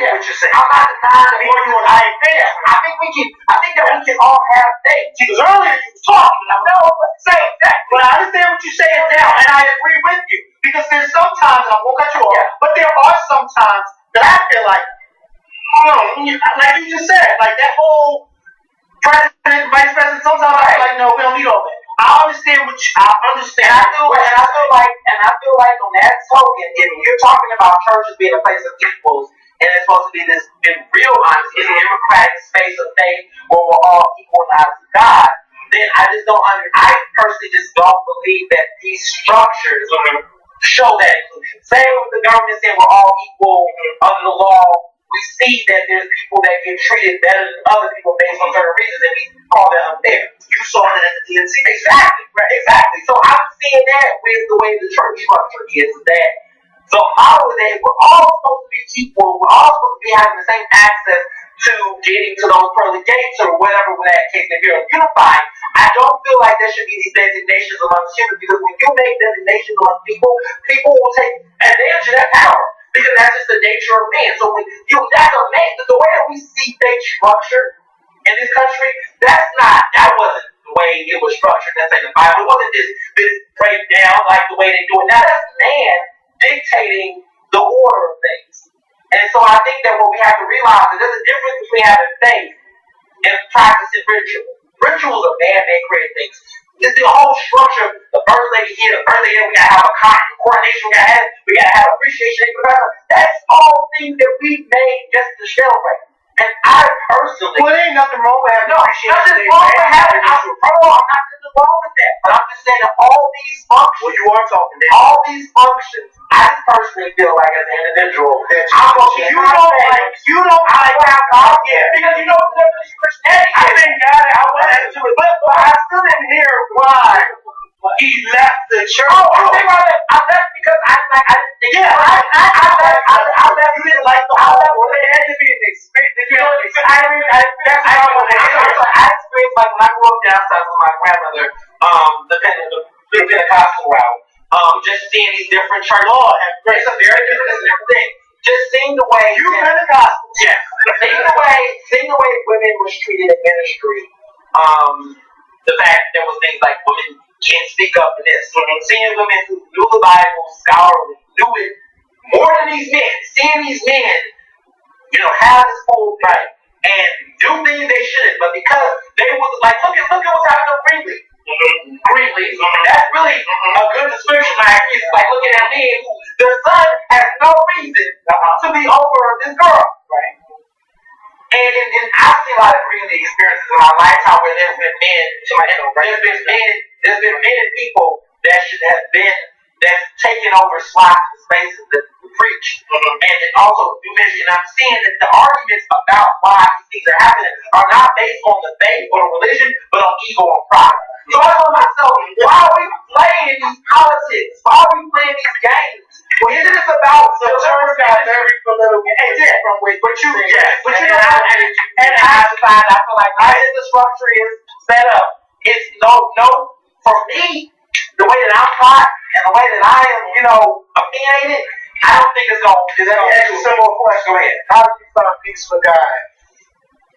Personal interaction, personal talk. I feel his presence, her presence. I feel the presence. Isn't it a beautiful thing when you feel it? I feel it. I think that I've been very blessed in my life. I think that I've been given a lot of great things in my life. I feel like I've been very fortunate in my age to do big great things that I've been able to. And I feel that presence. And those times I feel the wisdom that God's making decisions when things aren't going so well. But there's a personal relationship. And I think that. But can I say something? I just want to say this. And everything that you said from a certain point, I heard exactly what you were saying. I may not agree with you, but I totally understand what you said. To me, when I look at church as, the organization that you call it, going there, whatever the case may be, I look at it just like someone like you would look at college. You went to college so you could learn. You studied and you learned. And what you did in college from your education was able to get you to where you are today. Someone who was to be on the floor of the Democratic National Convention. Your college education got you. God got you there. But you learning the craft that you learned and you being featured here and being paid by these people for your education that you did. That's the same thing way I look at church. I go to church so I can learn, so I can study. There's a pastor up there who's my teacher. I get taught by him. And when I mentioned refueling, I get taught by him so that I can take what I learned from him and from the church and take it out into the world, and so that I can bring somebody in. Right. So just like with your school, I don't know what school did you go to? I was at University of Pennsylvania. You like University of Pennsylvania? I did, but I just want to say this real quick. The analogy you're saying works if you understand that if you use that analogy, how it also points out. In college, there's tiers of colleges. There's also the disenfranchised. But I'm not. Some colleges are good. Some colleges are good. This is why. You don't see what I'm No, saying? I see what you're saying. But this is why the body of Christ can't grow. Because you took what I said and then turned it into, well, this is why that's not what I'm talking about. I'm simply talking about you going to school and learning and me going to church and learning. I'm not talking about the different tiers of church that are good and that are bad, and I'm not talking about the different tiers of schools that are good and bad, and some that are better and some that aren't. I'm not talking about that. I'm simply talking about going to a place and you're learning something that you need for your life, because your school education is helping you build your career in your life. Me or anyone else who's going to church is helping us spiritually so that we can have a better life spiritually with God. Sid, now, you said that you don't go to church, and that's fine. You're a grown man. I can't tell you where to go, where not to go. But I would hope that as a person of faith, that you would use what you know, the knowledge that you have in God and faith, and you use it to encourage and to teach those out there who may be lost. Because I would hate for you to just use your college education and not use what you learned in God. Does that make sense? What I'm saying? Because it makes no sense for you to know about God and to have faith, but then you're not passing. Right. I think I tell people my mentality when I say back to remind them. Because I make sure I'm passing. Well, in a nutshell, I tell people one is to each their own, and which is what I would say in this situation before we get to the next topic. To each your own. I would say, and I would also add to that. I also add to this is more so is that it's about. I think. Common knowledge aside, all that, there's so many different ways I feel like you can get the answer. And I think that for individuals, I don't like to put myself in a position to feel as though, it's strong. The belief system is strong. People have the belief system is not to criticize my belief system. I believe that in my mind, there is a way that people can arrive at the truth on their own accord. And I don't think there's no function. That's like, yes, my college degree got me to the DNC, but there's some people I interviewed this week that didn't have a college degree and got to the DNC. And I think there's different ways that people will find purpose and find faith. And I think that, everybody has their own different way. I may be pro-college, I may be anti-college. You may be pro-going to church. I'm like, maybe church may not necessarily be for you, but find it in some capacity and to each their own. I'll tell you this, because I've been quiet. Yeah. And y'all know, I come from the Catholic Church. Okay? Now, I grew up in the Catholic Church all my life. That's all I know. But once I reached a certain age in my life, I just felt like the Catholic Church can do nothing for me spiritually. It can't do nothing for me. But what I will say, because I'm getting emotional talking about this, but what I will say is nothing like being in a church where you are there and it's like family and you are there to hear the word, and when you're there you feel that connection with God. It's nothing like it at all. And that's the experience that I get. But for me personally, I haven't been able to find a church that I want to be at where I say, this is where I want to be at on Sunday. Now, when I'm in Atlanta, I do love that church. If I live there, I will go there every Sunday. It's called Visions. Okay. Because what it does for me spiritually. Now, you can go everywhere, God is there, but it's nothing like feeling that power of everybody praising Him in that one room. Because it's all love and we're all praising God and we're all worshiping Him. Something I do say all the time is God gives you a whole week. You can't get them 2-3 hours out your day to thank Him, because you won't have to be here. Now, me, I can still pray to God at home, but it's nothing like being at this church. And I feel like I understand why you say all the things that you say, but you don't have to deal with that. If you want to praise God in church, you can go to church, give your offering, shake hands, and leave. You don't have to deal with none of the politics that go on in church. I'm not sure. No, I'm just what I say? Drop your shake it in. Yes, okay. Your tithes. Pay your tithes and leave. You know what I'm saying? You don't have to deal with all the extra drama that go on in the church. Because that's why I kept saying, why did you leave? I kept trying, Because you felt like there was something that made him, but you didn't really say it at first. Well, no, for me, I think about all different people it's not to say about it. Like, it's not, to me, it's not so much of an issue of not having faith. I just kind of think that everybody has their purpose and what they choose to do. Right. And let me tell you something. I don't think it's a difference. I don't think it's a difference where for some people, it's like eating meat being a vegetarian versus being a carnivore. I think some people, those who have great experience, I'm happy to have great experience. I don't want you to think, or I don't want anybody watching that I am mad that you don't go to church. No, I'm not. Right. I just didn't want you to not know that. Do know, and that's what it sounded like. Because they do it. But I'm sure there's a lot of people that feel the way he felt. Oh, there are a lot of things, but the reality about me is that, like I always tell people, I don't knock people, I knock ideas and concepts. I like to talk about the issues and the topics.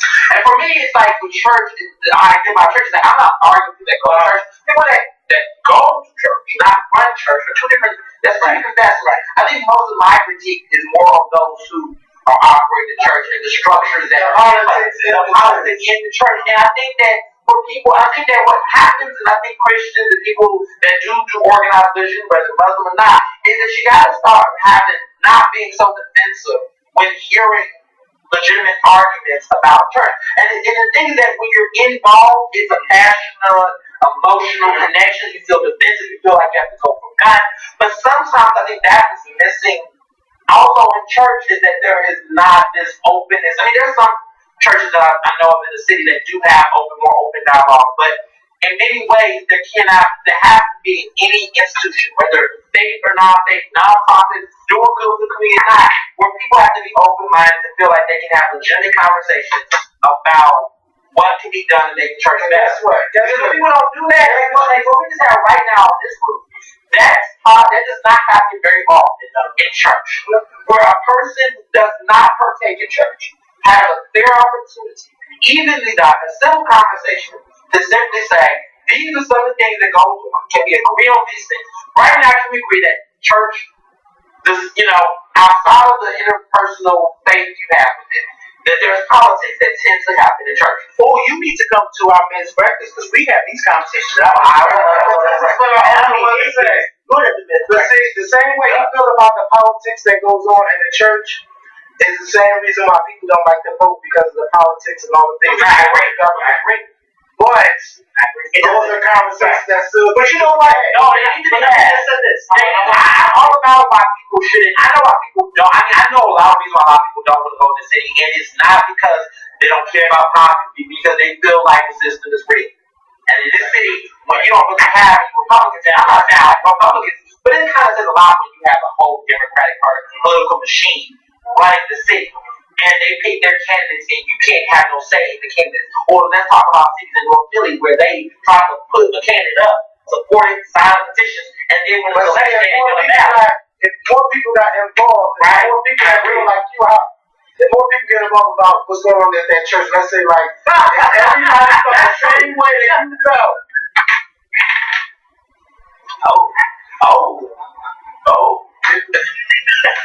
Wait, who do you think that is? I know that is. Listen, as soon as I saw that picture, it just made me think of him. Why? Where is her mother and father? Get her. Because that is the oh God. But where is she? Yes, she is. But where is her mom? Bitch, and that is the 8 years of politics. No, it's not. But this is not good.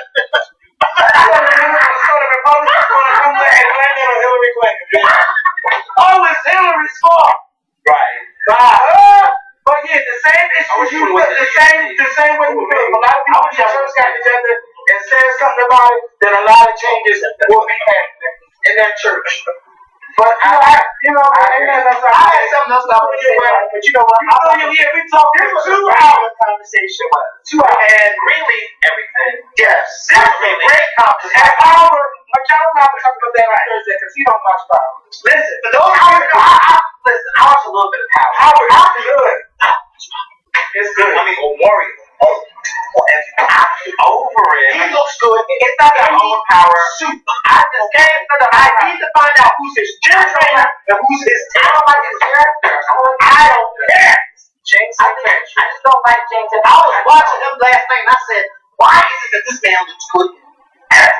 It's because he has a nice body and his hair is always on point. And his hair is always on point. Kevin, I told y'all, I saw him in I said, we'll play anybody. It sure will. Listen.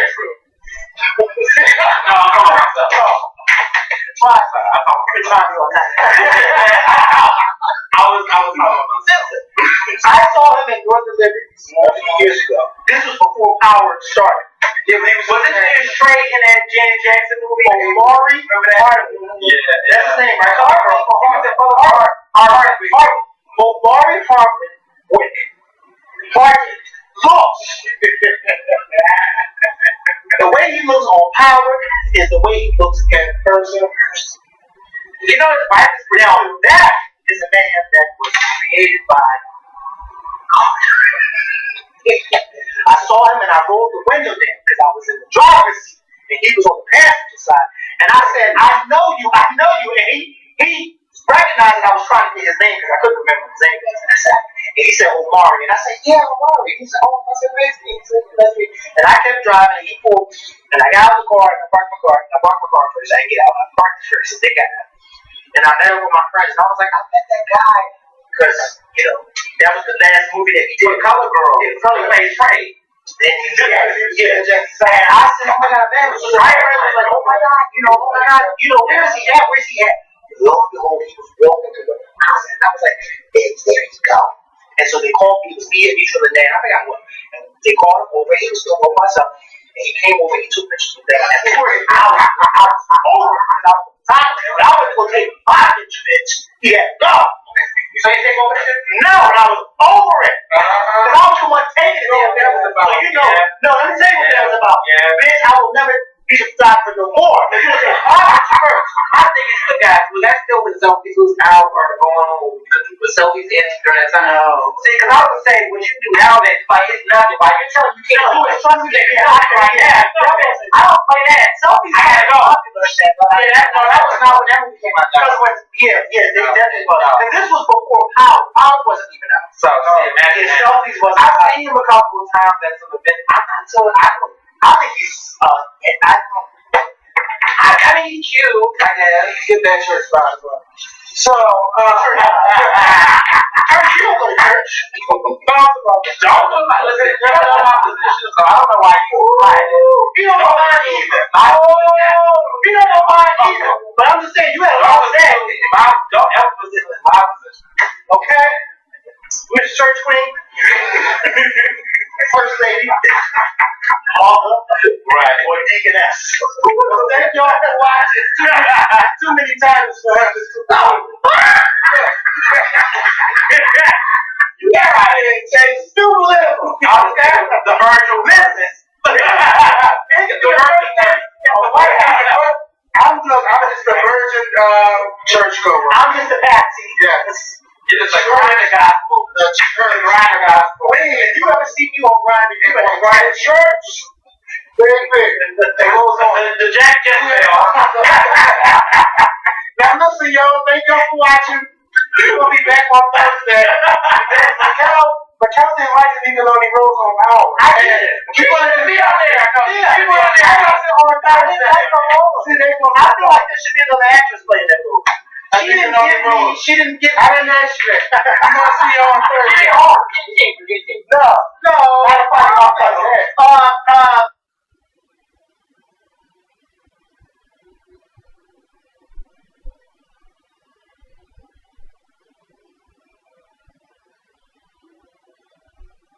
Party is the week before, so I'm having it. We're having it. I'll say y'all. It's with the Obsession Electric. I'm the chair.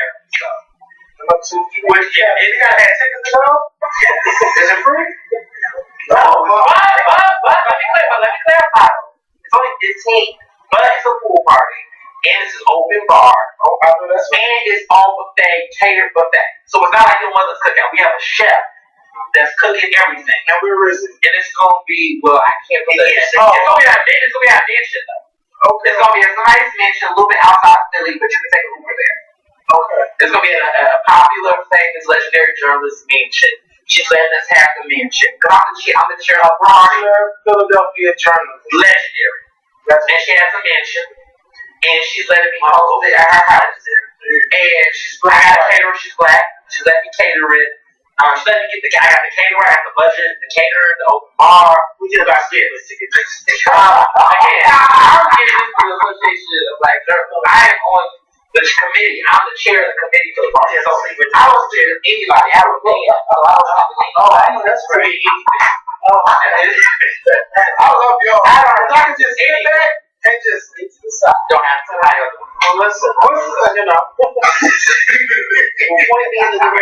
can still have a man. Come to this pool party. Come to this pool party. And those are the ones who don't keep one. You better ask your day. Well, I don't have one to keep one. Well, we're going to take you to the pool party, the network. We're going to take you and get you together and get you to the network. And meet some bosses. There's going to be a lot of people there. It's going to be fun. And then the Saturday after, we're going to catch you at I don't know. There's so much space. You know, I fuck the space. I want tight space. I gotta sit on the ball slack. You might be too old, though. Listen, I like that old one. There's a lot. It was the last year. Because old party is usually the longest. Last year I went to the pool party. This was I was just like a spectator, and there was lots of money there. So there's plenty of people that is looking for an intern, assistant, liaison. They will, these are decoy words. This is my liaison. This is my intern. This is my special assistant. You better look around like this you go to, and you see somebody side by side saying, no realtor, no secretary, no vice president of management. It's always my liaison, my assistant, my intern, my mentee. I'm their mentor. That crap. There's a lot of that goes on in the industry. So there'll be a lot of those too. You'll see them. Always in a skinny little church bottom trying to.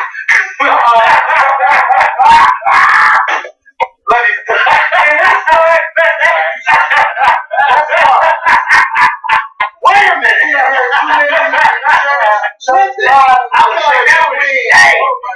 What is that? Yes. I said church. I'm joking. Yes. I like this. All right. That's finally getting into school. Yes, we are happy to have you back. Yeah. Everybody loved the video. So It was great. We have to do a moment before we do the video. Because some new subscribers, shout out to the new subscribers. If y'all didn't watch the videos back in late June, this is Mr. Ernest Owens. Black in a blue shirt. Yes. He is fresh from coming from the Democratic National Convention last week, and he's here to discuss the team with that and also the topics that we're going to talk about tonight. If you're a first time watching of the Scorpion Show, please make sure you click that Bible head over Macal's head where you can subscribe. You can't see it there, but you'll see it on the video. And make sure y'all click the like button and share this video to Facebook, Twitter, YouTube, Instagram, or wherever you choose to share our videos. First, I want to start with my weekend. Let me tell you something. This weekend, I did not go anywhere. I was locked in this room on Ancestry.com. And y'all know, 2 weeks ago I did a video where I revealed my results to you guys. If you did not watch that video, please watch that video. And I know that a lot of people were skeptic about Ancestry DNA, saying that, they just tell you from anywhere and they'll try to match you with anybody. But that is not the case. With my DNA, I was able to track down my father's maternal side of her family. So I was able to get her mother, her father. Who's her? My father. Who was what? You said my father, and then you said her. Oh, my father's mother's side of the family. And I got some of my dad's maternal side, but I'm still working on that. But the maternal side is from his mother. Yes, I got it all the way down to the slavery 1830, where they were in this particular area of Britain's Neck, South Carolina. Oh wow! And they had what happened was I kept Googling my grandmother's name, and when I Googled her name, there was this ancestry page that popped up that said who she was married to and it had 7 of the 18 children that they had. So listed. So what I did was I clicked on her mother's name, and then it was like she married so and so, and they had 15 children, and she was married 3 different times. So she had 8 by one husband, who was my grandfather. Then she had one husband, and then she had another 5 children. So that's 14, right? So I made it counted. She was having babies, yes. But you know what's crazy? Because that's no more. You know why? Because there was no contraceptives. There was no condoms. What is the excuse now? Not even then they had to work. Bills had to be paid. Like they wasn't going to school. Well, there was no opportunities. You didn't have a TV and satellite. I mean, all you was doing was either working and sleeping. So that was their entertainment, their procreation, their comfort. What is your excuse nowadays? Don't do that. I'm just saying that, you know, what is the excuse now? The best thing about it is that back then they could afford to have 15 kids. Well, they had no other choice. Yeah, but they had no other choice. But see, if that was the law, where would they go? You could say, where would you go? Listen, but there were less resources and opportunities back then than there are today. Right. And people today with only 3 or 4 can't even take care of them. No, I just think the culture is just different. I mean, the culture is different. There was back in the day. There was just no one Back in the day they were married and they were all under one house. Well, yeah, but there was also other things. I know I gotta show you. The logic wasn't that you just didn't have a child. No one in their mindset would think about having children, abandoning children. Like the culture now is that because there is this. That's not. It's not individual income. It's not. It's not money. That's what I think abandon their children. But I do believe like drugs had a big part in family separating with. Because not even going back to slavery, but just let's say 70 years ago. You know what I mean?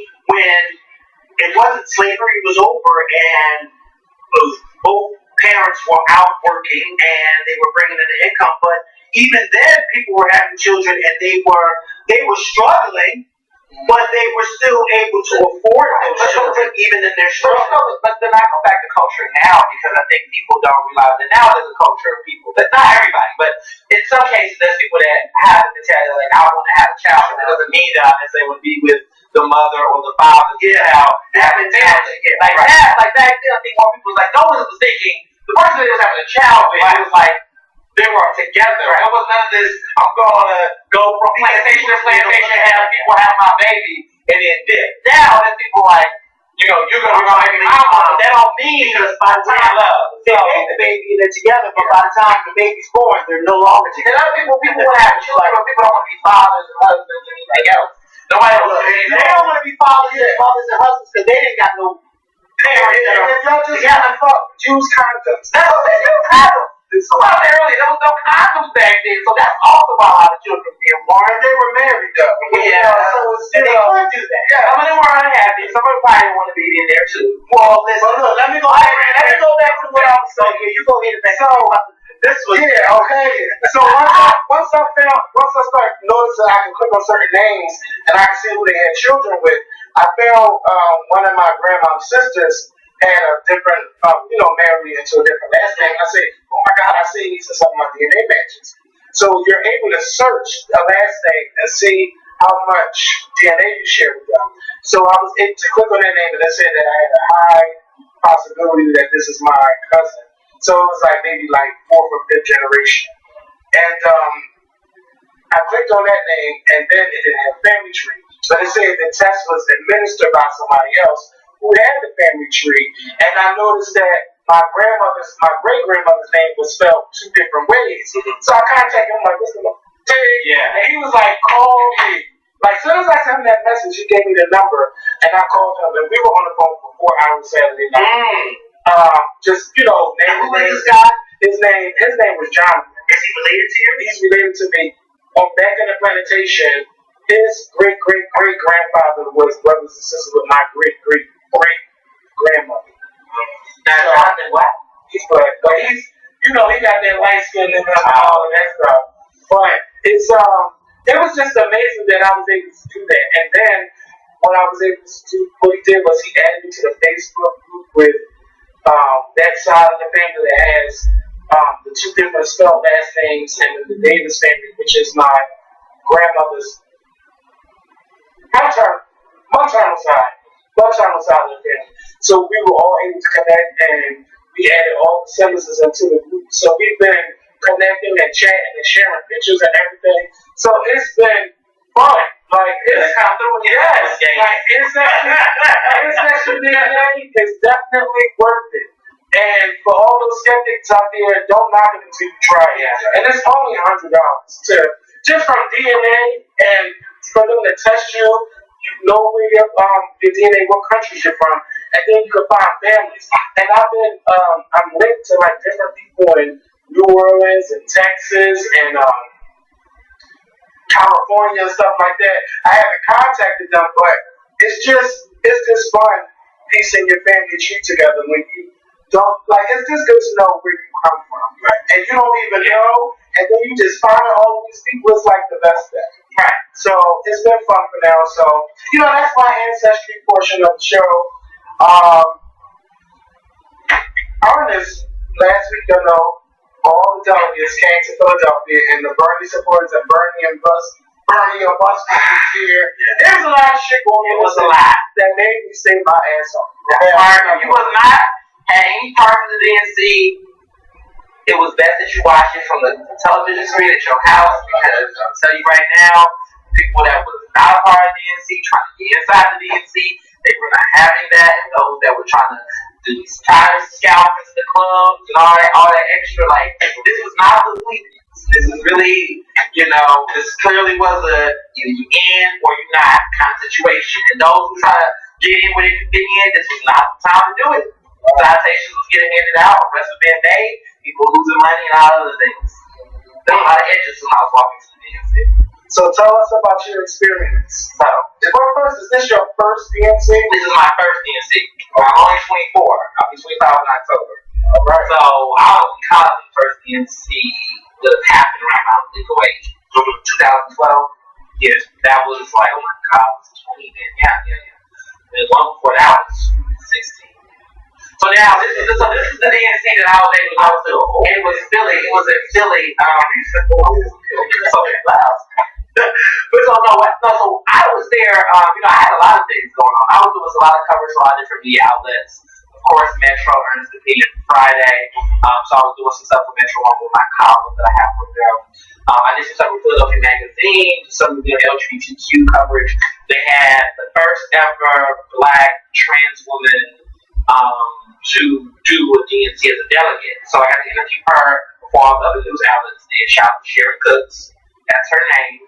And she's actually a Philadelphia delegate. So she was great to do stories with Philadelphia Magazine. I did a DNC after parties correspondent gig with WHYY here in Philadelphia. And then I did something with BT, because ever since the Justin Timberlake thing, they put me on as a contributing writer for them. So now I can write them. Did you hear this term? We're not going to talk about what saves that. But I'm not worried about him. I'm worried about the same choice. But I'm not worried about him right now. I'm trying to tell you all the DNC. So having those gigs and opportunities, that was my purpose. I was going to cover the DNC from different angles. What was going on inside, what was going outside during that whole. So my job really began at 9 a.m. and I got home at 12 a.m. because I was doing this stuff all day. Uber was okay. It was weird. Uber was a weird situation because sometimes going from Center City to Wells Fargo Center was like $3.70, and sometimes it was $13. Is that with the regular fare or with the car fare?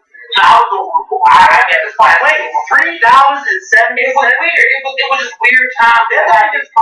Listen, that doesn't even seem right. I screenshotted it on Facebook. I was screenshotting on Facebook because I didn't even believe it. So I was like, that price would make you think that it was right around the corner. Yeah, I know. They were doing Uber Thursday. They lied. I don't think I remember this, but Uber was saying they were doing $2.15. That never happened the entire time. What was lies? $2.15 was supposed to be the price they were supposed to get people that's going to Wells Fargo for the DNC. Like people that was going there for that special week, they were going to do that. They did not do that. They were lying. Well, they did change the party to American flag. Well, that's cute. That's cute. That's a cute term. Hey, I don't care about that. That sounds cute. So, the similar situation. My days revolved. My day started on a yacht party that they had, some DNC yacht party, which was on the Saturday before the DNC kicked off. I went to a bunch of happy hours, political stuff, all the way through. Now here comes my drama, my moment, my thing. So Sunday, the day before the DNC, you're supposed to get press credentials, media credentials to go inside the DNC and cover the event. I sent my, like I said, I work for different publications, but when you apply, you're supposed to really send it to one media outlet because they're not going to give you like a bunch of credentials because you can take it and give it to anybody and everybody can have one. So it's supposed to go through one. Well, on the application, they asked the question, do you write for multiple publications? And I checked the box in because I'm honest, I want to do it. Well, apparently bit me in the ass because they wouldn't allow me to get any credentials. Wow. To go through the DNC. They just didn't give me one. They played me. I'm gonna tell you. They let me, the entire time I sent my application, my people sent it the publication I was running for, they sent it. And then the Sunday when I was to pick up my credentials, we thought my credentials was this. Maybe they lost it. They were like, no, you was not granted one. And they was under the impression that I was, instead of doing the homework, they were under the impression, the DNC press was under the impression that I was trying to get multiple ones, or because they knew I wrote for multiple ones, they thought I had 5, 6, 7 different times. I only 5. Well, why didn't they just say they work for more than one publication, do not apply? Or they could have just said just only apply for just one, which I did, rather than asking multiple. But they just didn't want to let me do great. Because the problem is, like I always tell people, I don't work for these companies, I work with these companies. And so when you're working with them, you're not obligated to do any assignment. See, if anybody who gets a credential or press credential into a company, they know for a fact that company's going to. Me going in as somebody who's kind of working with these publications, I don't have to do it for any of these. I do want to because I want to get a check, but I'm not obligated to. And I think that was the difference between them choosing to give me a credential or not. So I sat there and I'm looking like, so y'all really not going to let me, some y'all really going to think that's going to be cool. Y'all really not going to let me. The press secretary and I knew each other, so he gave me a hall pass. Now, I know this makes this a BS because the way it works, the hall pass got you into the. Oh no! That's not this. Oh no! This is nowhere near the story. Before you get in order for you to get to Wells Fargo, you have to have some type of credential, some type. The security is going to play. Uber drivers, whoever you with, some guy raised something. You won't even drive in without waiting. They're not going to play this get you in. You have to have something to get in this thing. The Secret Service, everybody. So I'm in the parking lot. So I get through so at first I was like, I don't want this hall pass. Because this is insults to my intelligence. I felt disrespected. Here I just write these stories and y'all don't give me a hall pass in this city, in Philly. Right, I'm not doing none of that. So this was some BS. So the way it works is you get there's certain credentials. Right. There is the parameter, which means as press, you can just be around the area, but you can't go inside the building. And if you catch a celebrity or somebody out, you can talk to them outside, but you can't get inside. That's one. Then there's a hall pass, which is you can be in the hall, but you can't go inside the arena as you say. Then there's an arena pass, where you can be in the arena, and then there's a floor pass, which is only for delegates. So these are all the levels. So the hall pass is kind of like I'm inside the room, but I'm not really inside the room. So once I got, I said, first I was like, I'm just like, screw this, I don't know none of this. I was annoyed for like a couple hours. Then I humbled myself and said, let me get this hall pass and see what I can do. Because this is also my city, and there's journalists here that I know. Something may come and work. So I went ahead and took the hall pass, the one-day hall pass for Monday. I went in there and had my pass with a guy, got through the scuba and got inside the arena. Once I got there, I met a guy I used to work with, who's part of my organization. I'm part of the Philadelphia Association of Black Journalists. Shout out to them. He, was an older guy who, had political connections in there. I always tell people, if something's not working out, be honest, so that you never know who can help you. I didn't went in there and said, yeah, everything's good, right. Didn't I do that? I said, I'm bad as hell. I ain't gonna take you anymore. So I told him, I said, listen, can you believe the press secretary, who was a black man, can only give me a hall pass? So what did he do for you? So he said, look, I got to connect the house. So Joey is a stereotype. He says, I got to connect here. Whatever you need, I can get you. And I said, I need it all. This person, can't say they had a staffer, got me a staff arena floor pass. I know that's right. Staff arena floor pass. Even though I see you on the TV screen, but I know it. You can Google it. I said, listen, on Instagram, he tried it. On Instagram, I went crazy when I had that Hungry was on that floor. I was on the front row with the delegates. With the Bernie people. Well, they're mixed. But by Wednesday, all the Bernie supporters that was staying there, They hurt me. were Hillary delegates by the end. So there was no such thing as Bernie delegates by the end of the week because Obama and everybody else got different formations. But that's another story. Sit in the front row, half of my friends were in the front row. This is before Obama was speaking. I was there before Obama spoke. And I was in the front row on the floor with the delegates chilling like I was one of them. I know that's right. So I had to join the camera. So did you connect with any of the delegates when they were on the floor? Oh yes, I just sat there and chilled with them, talked about what their days was like. They told me it was hell in the same Basically, the whole day what the delegates do is they go and they have these meetings and they go to these caucuses and talk about policies and the Democratic platform and all this nonsense. They're really excited when they get to go to the night because they get to see the speeches, they get to see the celebrities and hear them speak, and they get to have like that live experience. I mean, honestly, the DNC is really all about the delegates. It's all about them because they're the ones who vote and make the nomination for the candidate. Everybody else